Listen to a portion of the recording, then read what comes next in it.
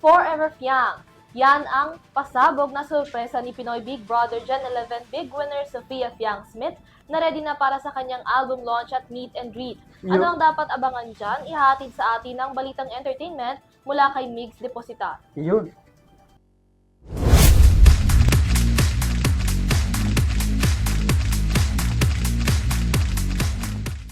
Dumako naman tayo sa mundo ng entertainment.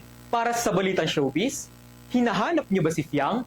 Wes, sugod na sa New Frontier Theater sa Quezon City sa June 22 dahil siguradong nandun siya para sa kanyang album music launch na tiyak inaabangan ng kanyang mga tagahanga. Tila sunod-sunod ang blessing na natatanggap ngayon ng PBB Gen 11 big winner na si Fiang Smith sa kanyang karir. Bukod kasi sa mga TV appearance, ngayon magkakaroon na ito ng kauna-unahan niyang music album launch. Aabangan ng kanyang mga fans ang 5 music track sa album, kabilang ang kanilang duet ni JM Ibarra.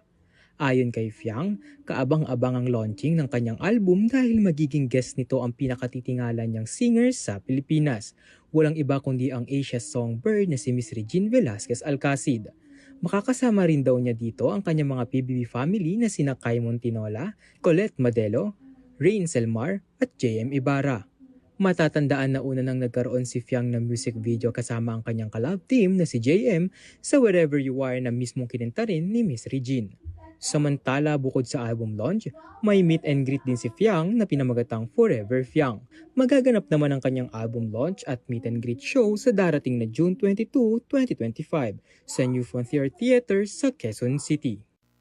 At iyan ang ating showbiz news. Muli ako si Migs Deposita. Balik sa inyo, Henry, Mia at Vanessa.